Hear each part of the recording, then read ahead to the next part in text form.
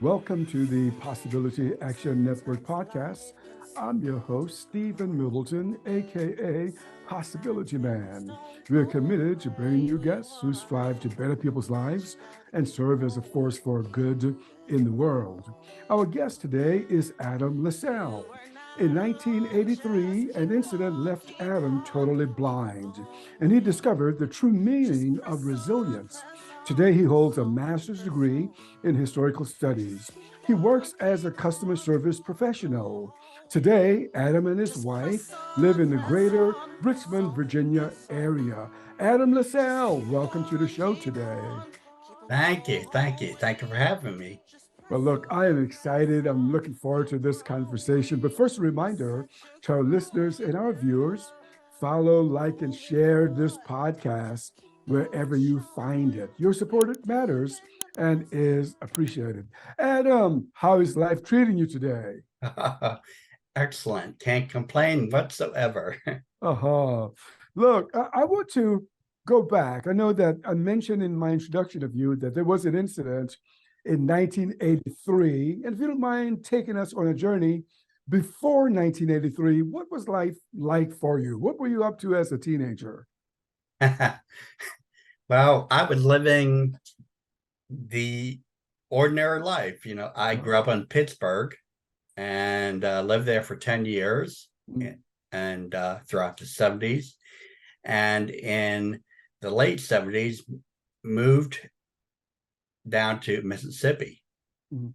And like I said, I was just living the ordinary life. Now, Mhm. well, I guess it wasn't totally ordinary. Uh-huh. Unfortunately, my stepfather was very abusive to our Okay. whole family. Mhm. And it was he in 1983 that shot me. Oh my. And that's how I Okay. lost my sight. Okay. Okay, we'll come back to that in a moment. Now, you said you were just an ordinary kid, living his life. What kinds of things did you enjoy doing? Well, you know, uh, one of the things I always used to love when we moved down to Mississippi, we lived like 23 miles from town, so it was way out in the country. I mean, our nearest neighbors were 5 miles away. And we lived on a vast farm. We didn't own it, but it was a vast area, 3,000 acres, Wow. 2,000 of which was woods. And my brother and I, we were pretty young, 10, 11, 12. We would always have to get wood for the fire, for the stove to heat the house. And rather than take a chainsaw out, we used to walk in the woods with an axe and just, find trees that were kind of, already fallen or whatever. Okay. But I know it gave me a great opportunity to enjoy and learn about nature. Yeah. And the thing is, those walks, I didn't realize they were preparing me. I felt it was, Uh-huh. to me, it's kind of like a divine. Those are the pictures I have in my head now that I can only see darkness now, Okay. since I'm Okay. blind. I don't Okay. have those pictures of the beautiful woods now. Okay. So did you enjoy sports early on, as a mid-teen? Always. And of course, being from Pittsburgh, I go Steelers. Okay. I always Okay. loved sports. Uh-huh. Now I tried to play football, and first time I was hit, I realized this hurts. Uh-huh. So that was I that wasn't realized I never could play sports, but I always watched it, and okay. I still do. Okay. So what were some of your aspirations as a pre 17-year-old kid? What kinds of things did you say, this is what I would like to do when I grow up? Well, you know, also my stepfather, although he was a very abusive, he was Mm, also brilliant, mm, and he always had a vast library in the house. And being so far from town, we often didn't have a lot to do. So I mm. read voraciously. I mean, one of the first books I remember reading was by Winston Churchill, and I was 10 years old. And Wow. he's not an easy read. Right. But I read, I remember I read, I used to love this one author called C.S. Forrester, Horace Mm, Hornblower. And I also read this book called The Big E about the Enterprise. And I fell in love with the U.S. Navy. mm. And I wanted to become a midshipman. I wanted to go Okay. to Annapolis. Uh-huh. I But when see. I was shot, well, Right. I as got I you. said, they don't take Yeah. people there who can't see the ocean. Yeah. Yeah. Okay. So now you mentioned something that I would like to just stay with it for just a minute. Before being shot, you mentioned that your stepfather was abusive. And I want people to understand, what is that like for a person who lives in a situation where there is a lot of physical abuse going on? What is that like? Well, let me describe it this way. Mhm. We had we had about a half-mile long driveway. And whenever my brother and I would be let off the bus each day, and we'd be walking up that driveway, the closer we got to the house, the more we kind of like started feeling nervous and sweating and kind of, I don't know how to, tighten the stomach, because Yeah. when you're living with somebody like that, you can't predict what's going to happen, and you never Right. know when you're going to be either physically, or I think even worse, Mm-hmm. Right. emotionally and spiritually abused. Right. Yeah. I It's can only imagine. So, did you, I mean, at the time, you probably weren't thinking about the word traumatized, but looking back, would you say that you were traumatized by that experience? yes, but you know, Yeah. again, and I don't know how people are going to won't understand this unless you do it, go Mhm. through it. Yes, I was traumatized, but the trauma, I think, helped me progress. Mhm. I think it was Booker T. Washington who said, "You can't progress unless there's struggle." Mm. Okay.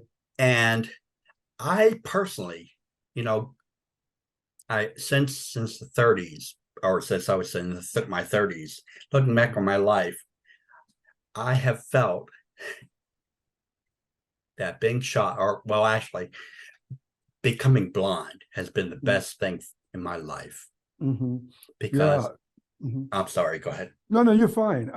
That's, that's what you said, because I did a little study and I found that quote. I said, oh boy, we got to talk about that. But I want to come back to that, if you don't mind. Sure. But I just want to try to understand a little more about what happened. You said, that you were shot. I mean, what can you tell us about that, about what happened, and about the person who actually pulled the trigger? Well, many people have asked me to try and describe him or describe Mm-hmm. why it happened, and the thing, I never can, and I don't like to waste my energy on it, because Mm-hmm. as I always say about people like that, Mm-hmm. you can't use logic to describe illogic. Yeah, yeah. And I can't really describe what happened or why he did what he did, Mm-hmm. because it's not rational. It's Mm-hmm. not something that's able to be figured. And I think it's a waste of energy to try and figure Gotcha. that out. I understand. I agree with you on that one for sure. But you said something elsewhere. I had to do a little research about you, right? And once you're on the internet, they got you. But I heard you when I read this, I said, "Wow." You said, and I'm just going to start it, and I want you to say more about it. You said about the person who shot you that you were not angry so much with him, but that you were angry, not to say that it was no anger, but you were angry with the illness. Do you recall saying that? Yes. Can you tell us what you meant by that? You know, I think this is a way. to forgive, to Mm. move, to unburden oneself. Mhm. You know, I could have, after I was shot and I was in the hospital, I could have been mad and angry at him, and but I don't feel it's a person that is evil. I feel it is their illness. It is, well, to me, it's a spiritual illness, but whatever, whether you want to call it a mental illness or what, I don't know. It's up to you. But when you are angry at that rather than the person, I think it helps you move forward. It helped me move forward. And Mm. so I was able to focus more on what I had rather than what I didn't have. Yeah. But that's when I said, wow, when I read that about you, I said, wow. And I had the thought, and I want you to let me know if I'm on track here. I said, wait a minute. Adam must have, at some point along the way, must have experienced like a spiritual awakening or something, because you saw that through, I mean, it was just a beautiful way to see that, to reframe that. Is anything spiritual about this that's coming through for you that gave you this power to recast what happened in such a powerful, positive light? Well, okay, you remember I spoke about the library. Yeah. I spent so many, that's where I first was introduced to parts of the Bible. I didn't read a lot of it because, well, it's a big book. And a young boy sometimes doesn't do that. But I read a lot of people, like I talked about the Churchills, the Lawrence of Arabia or T.E. Lawrence, but one time I came across this book. It was the time life picture history of World War II. Mhm. And what it showed, if you ever have seen that book, it shows pictures of horrible, well, for me, all you could see death in that, like, Mm. because there was a war, of course, and so the pictures of the horrendous inhumanity that man can do. Yeah. And it made me realize that it actually helped me value life more. Mm. It helped me, and that has helped me throughout my whole life treasure not just life for me, of course, but life for people around me. And that's Wow. why I believe that the best way to help somebody or Yeah. help yourself is to help somebody, Wow. to be a contribution in life. That's powerful, Adam. I'm telling you. I met you, I'm gonna take you back now, almost 20 years ago, I believe, in Raleigh, North Carolina, when you were in graduate school. But you said something to me. I want to throw it out there, and I want you to elaborate for me. In fact, we had a brief conversation about this last week when we talked. I do recall you telling me, you said when you woke up in the hospital after being shot, you said, I knew that I was blind. You told me something else. You said, and I knew I would accept it. Now, you may not remember the quote, but you told me that. Take us back to that, and tell me what you think about what I just said, and whether I made it up or whether you think No, about it no, you true. didn't make it up. You didn't make it up. Uh, Yeah, I've thought back on that. You know, I can't I can't describe or can't tell you the logic behind certain feelings that I had, that I just knew certain things. mm, And it was like I remember one time there in the hospital, I just lay there and I felt the sun on my side of my face coming in from the window, and I heard a bird mm. and listened to it, the beauty of it. And I realized, you know, just because I can't sit doesn't mean I can't enjoy life. Wow, And I man. realized that there's so much in life to focus on. Why? focus on why focus on the darkness? Why not focus on the what's true and good and beautiful? Why not focus on the blessings? Whoa. Man, I tell you what, if you have that degree of wisdom, you need to write several books because we all need to be touched by this. Whoa. So now, look, what were some of your early emotions? I mean, all of them could not have been positive. What were some of your early feelings after you discovered not only what had happened, who did it, but the results of it? Well, you know, when I said that the greatest thing that happened to me was being blind, I don't mean to say that it's easy being blind.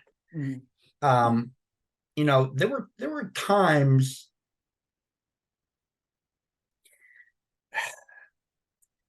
you know, the first year, I guess, that I was able to really, I had to have a lot of physical therapy, but the first year I was really able to walk. I wanted to go outside of the house. I wanted to, just walk around like I used to, Mhm. but I couldn't because I get lost, or fall off a curb and get, hurt. And I realized that I would have to take a cane, and I didn't want to do that. And I didn't want to do that. And then I realized eventually that unless I did that, I could never go forward. Mm. And that taught me a lesson. Sometimes you have to be dependent to be independent. Mm. And I found that true in life, whether it's depending on a friend or depending on God or depending on a professor at North Carolina State University, sometimes you have to depend on other people in order to advance. Mm.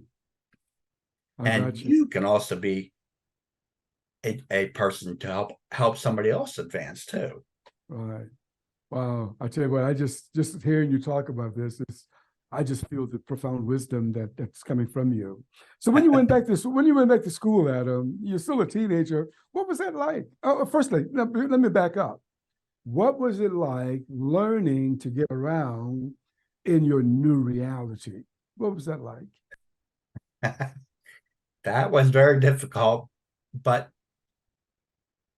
maybe it was because of my upbringing and the background that I mentioned, but because I've always been a positive person, I realized, you know, in order for me to go to kind of be included, so to speak, I had to make people comfortable with me because, I was very different, and nobody else was blind. There, by the way, the first year when I went to school, because of the surgery, I had a part of my front skull taken out. So I had to wear a bike helmet all the time, a red bike Okay. helmet. So, Okay. I really stood out. Mm-hmm. And so, but like I said, to make people comfortable around me, I needed to be attractive in a sense. So I would always joke about things, or like, for instance, Star Wars was very popular the year I was at school. So my mother helped me paint my helmet black. I Yeah. had a black jacket and my cane was white. So, I looked like Darth Vader walking down the Yeah. hallway. Yeah. Yeah. I got People you. loved it. Yeah. So, Speaking of humor, pardon me for injecting, but that reminded me of something I read that you said, and I'm trying to jog your memory now. You said something about being on the subway in New York, and someone commented about your dog. Do you recall that story? Can you share that with us? I laughed out loud when I saw that. uh, I'm not sure exactly what you're talking Okay, about. so I, let me try to jog your memory a little bit more. You said you were with your dog, and right. then someone, a passenger, commented, You must like your blind dog. Oh yeah, that's right. I had a seeing eye dog, and they said, we like your blind dog, and it's like, well, I hope he's not blind, because if so, I'm in a lot of trouble if a blind Oh, dog is leading me yeah, around. yeah. It's wonderful to hear.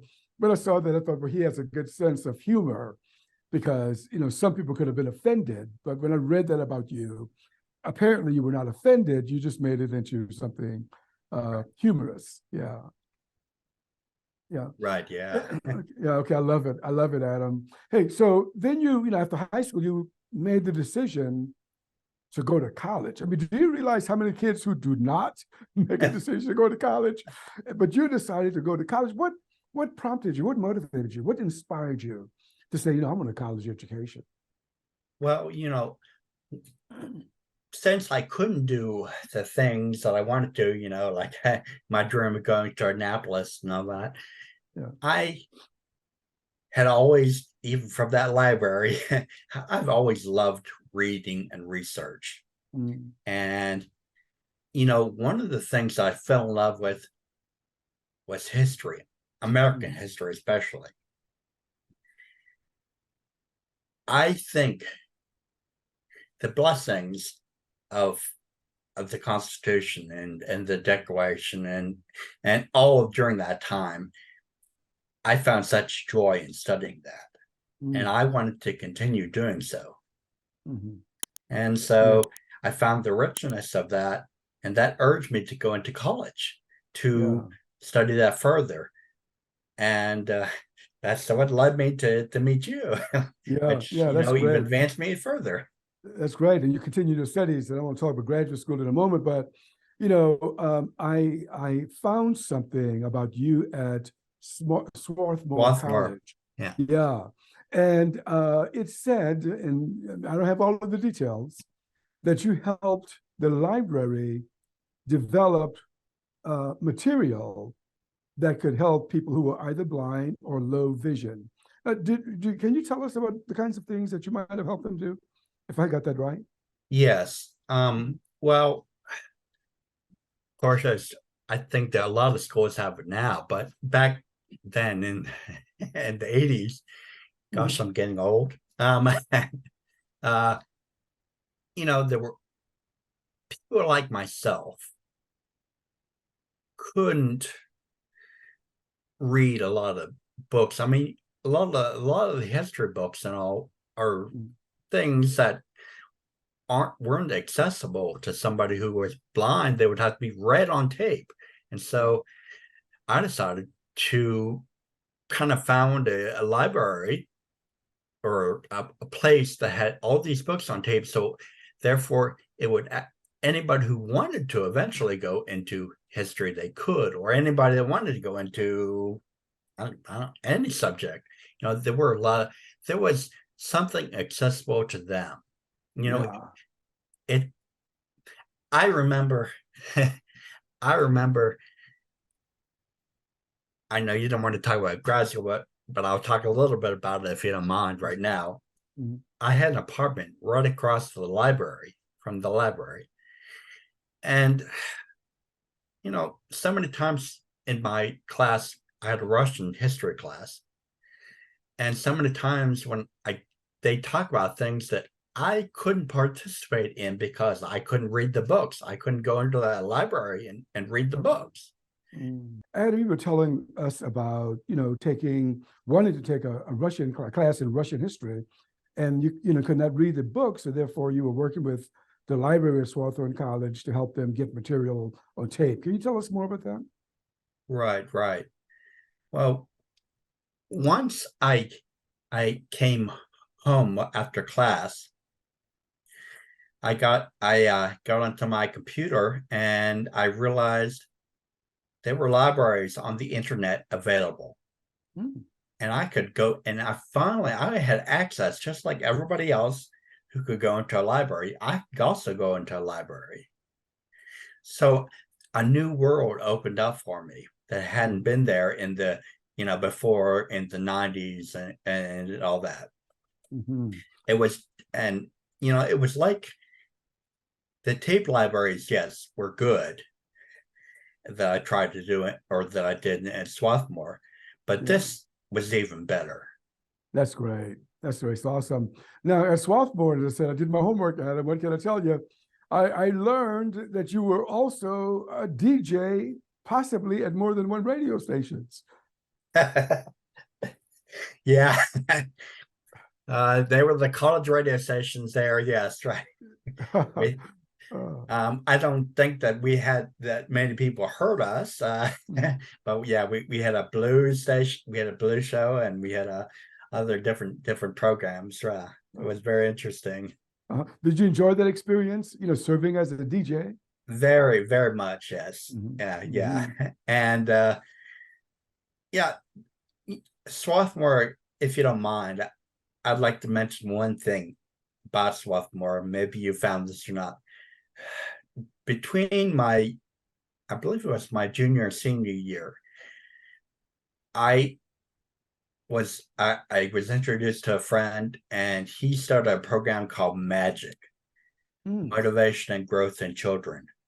And we taught summer school.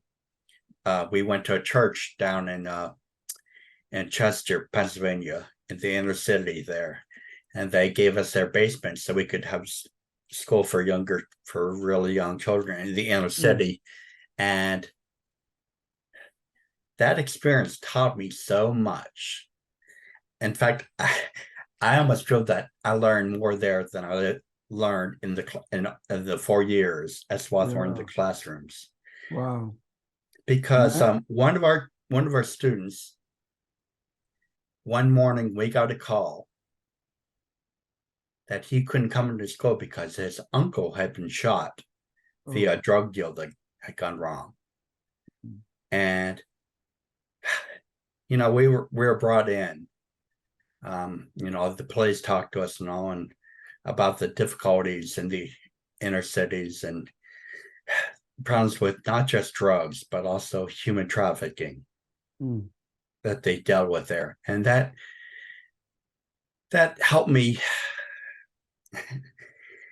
understand the world at a much deeper level. And in fact, it was then that I started getting really interested in the readings and of Martin Luther King Jr. Mm-hmm. And I would urge anybody. One of my favorite things is a letter from the Birmingham jail. Yeah. That has impacted my life more than anything else, I think. Okay. Yeah, that is a beautiful piece of writing for sure. Yeah. Yeah. So look, but after graduating from Swarthmore, you had this desire to do graduate studies. Is it the love of history? What's pulling you? What's driving you? The love of history, but the love of, again, just learning. To me, every day is an opportunity to learn. But you can also put yourself in situations where you can learn so much from others. Life is often, when you have choice, life is full of choices. And when you have the choice to learn, or at least for me, when I had the choice to learn or not to, well, I'm always going to go for learning. I know that I'm not, like the song Turning Dust into Diamonds. I'm not a diamond. I have to be perfected. And life is a process of perfection. Wow. And to me, that's one step to polish that gem, polish that rock.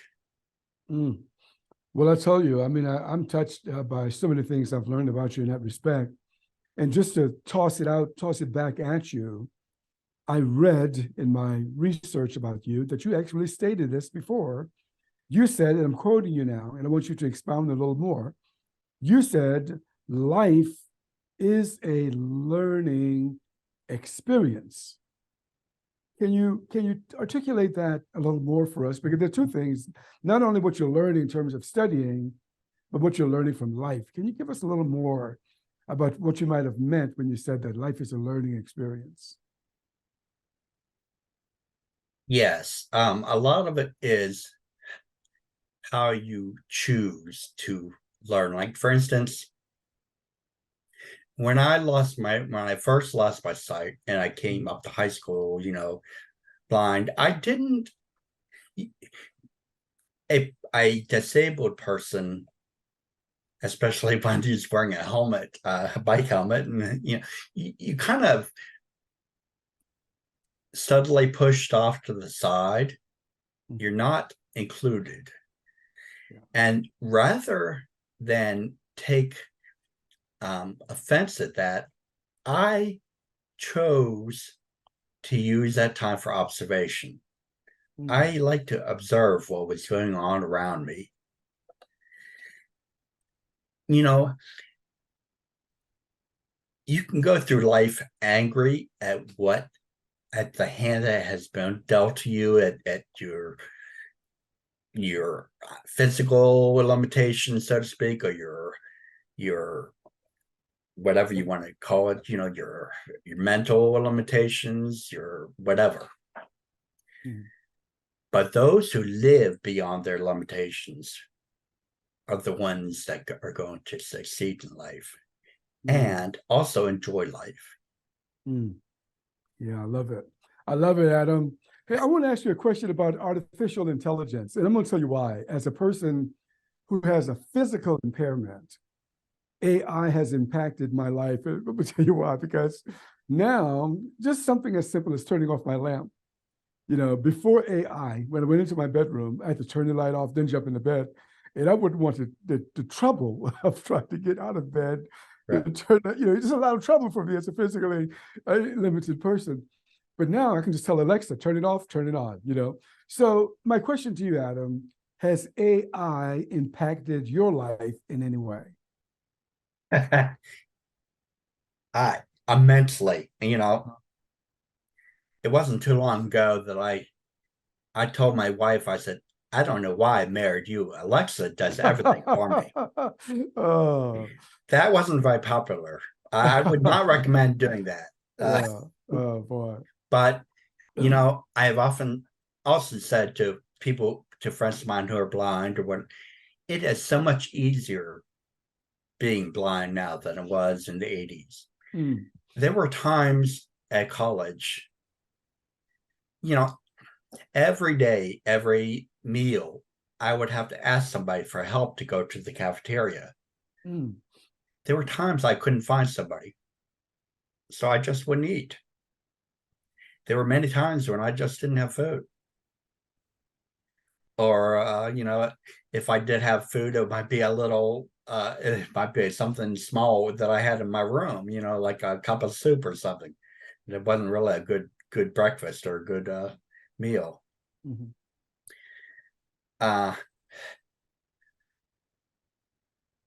AI has helped, or virtual things have helped so much. I have a talking computer, and so I can read pretty much anything now. Wow. I can't see pictures, of course, on the internet, but and read a lot of other things, but graphs and Excel. But I could read emails, I can read magazine, I can read everything. That's great. That's awesome. That's awesome. So I want to talk about the world of work now. Well, what's work like for you? What is it like? Yeah, what is it like at work? Yeah, well, it's pretty much the same thing as there now. Of course, there's certain things I can't do. I work at a utility company, so you won't see me working out on power lines. But working in the office, there's a lot of people who go over the accounts on the computer. Well, I can do that. There's people on the phones. I can do that. Yeah. And besides, I like interacting with people anyway. Yeah. You have one of those personalities. You're very outgoing. You said something. Let me see if I can frame this right. You said that sometimes other people, it's not like they just want to be cruel to a person who is, has a disability of some sort. Right. It's just that they just don't know what to do. I want to share a story with you. And this is about myself. And I think I consider myself to be very open-minded. But about 40 years ago, so it's a long time ago, I was living in another state, a much younger man. And I went into this office, and the person who greeted me at the customer service counter was blind. And Adam, I was uncomfortable. You know why? Because I didn't know if I was asking her to do something that she could not do. And that made me uncomfortable. And Right. you talked about, tell us about that disability in other people. Well, okay. Now, I want to make sure that I'm clear. I wasn't uncomfortable because she was blind. Right. I was comfortable because I wasn't sure You if don't I want to was make her asking uncomfortable. something that she could not perform. Right. Yeah. You don't want to put her in awkward. Yeah. Well, Yeah. see, yeah, I have the unique advantage of once being sighted. Mm. So I know what I would have been like if I was sighted and I saw somebody approaching me who was, physically challenged or visually challenged like me or visually impaired like me. And I know that I may have avoided them Mm. because, just like you said, and to not do something that would make them feel uncomfortable or me feel uncomfortable, Mm-hmm. I would just not, I would just absent myself from the situation. Yeah. Yeah. The thing I realized when I was when I became blind was that even when you do make it, when somebody who's sighted or whatever, is approaching me, and even if you do something awkward, Mm-hmm. I still like it because at least you're talking to me. Mm. One thing that I understand also is that oftentimes people get too offended too easily. Yeah. And so we are often gun shy about interacting with somebody because we think that they might bite our head off. Yeah. Yeah. Yeah. And they don't mean any harm, right? Because, I had the experience with my mother, and I want you to respond to this. I think I haven't told this story, but I'm going to say it now. My mother, I knew she loved me very much, but I was visiting, my daughter was there, we were going to a family event, and I was going to drive, but I don't think she was comfortable because of my physical disability had gone down a good deal. She was not comfortable with me behind the steering wheel. And Right. she wanted my daughter to drive. I didn't say anything. I just let my daughter drive. But so sometimes people they're not like mean spirited, but they just don't know, I suppose. Right. Do you know what I'm trying to say? And can you tell us more? Yeah, well, I know exactly what you're trying to say. And yeah, and the thing, and it takes a lot of patience and love. You have to be patient with that Yeah. because, as I said, having been cited before, I know what I would have naturally done is human reaction. Part of, and I don't need to tell you this because you know history, but part of the major part of history that I like is that it's a study of human nature. Mm-hmm. And you know, you've seen human nature over the centuries, and it's pretty much always the same. Yeah. And the treatment of people who are disabled or otherwise, some oftentimes it's not intentional hurt, but you can hurt people by what you don't do, Mm. by not including them, because even though you think that you're helping them, you're hurting them. Mm. Help can often turn into hurt. Wow. Wow. Okay. What advice would you give to someone who has a significant disability of any kind? You know, there's I think it's a quote by Ralph Waldo Emerson. The greatest gift is a portion of thyself. Mm. You know, giving yourself is a blessing. Mm. And I would say that if somebody is disabled, if they're like, I know many people who are suffering from depression, Yeah. and they want to stay inside. If you're disabled physically, or if you're disabled by some other illness or whatever, connect with people, go out, put yourself out there. And hopefully there will be somebody who will share that greatest gift. They will lift you up, encourage you. I have been encouraged because, it wasn't easy for me to go up to your class from my dorm. It wasn't easy at all to get out of my dorm room and to go to college, but I did because I wanted to be out among people, because I knew that I could meet people like you, Stephen, that would lift me up and encourage me. And oftentimes I would meet people who are dead, who would lift me up.